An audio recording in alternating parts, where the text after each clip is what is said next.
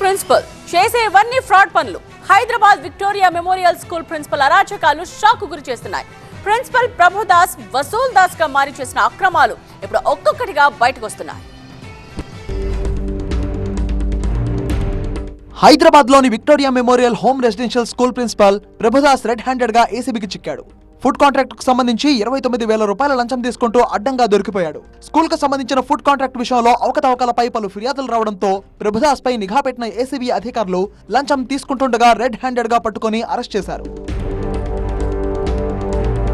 మరోవైపు ఉప్పల్లోని ప్రభుదాస్ నివాసంలోనూ ఏసీబీ అధికారులు సోదాలు నిర్వహిస్తున్నారు. సోదాల్లో అక్రమాస్తులను సైతం గుర్తించే అవకాశం ఉంది. ఒకవేళ అక్రమాస్తులను గుర్తిస్తే ఆయనపై ఆదాయానికి మించిన ఆస్తుల కేసు నమోదు చేసే అవకాశం ఉంది.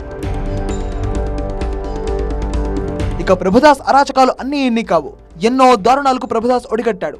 స్కూల్ కోసం కేటాయించిన నిధులను పక్కదారి పట్టించేందుకు ప్రయత్నించడమే కాకుండా నిధులను కొట్టేసేందుకు అనేక మార్గాలను ఎంచుకున్నాడు. స్కూల్లో పనుల కోసం టెండర్లను పిలిచినట్టే పిలిచి టెండర్ వేసే వారితో కుమ్మక్కై వారి నుండే డబ్బులు డిమాండ్ చేసి దోచుకున్నాడు.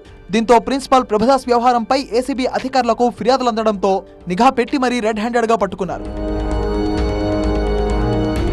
ప్రభుదాస్ తన చుట్టూ ఒక కోటరీని ఏర్పాటు చేసుకుని తన ఆగడాలను ఎవరూ ప్రశ్నించకుండా అనేక అక్రమాలకు పాల్పడ్డాడు.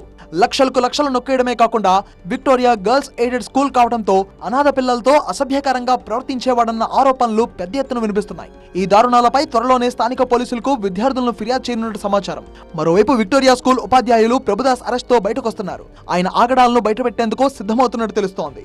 మొత్తంగా బాధ్యతాయుతమైన హోదాలో ఉండి ఇలాంటి అరాచకాలకు పాల్పడుతున్న ప్రభుదాస్ ను చాలా కఠినంగా శిక్షించాలన్న డిమాండ్లు వినిపిస్తున్నాయి.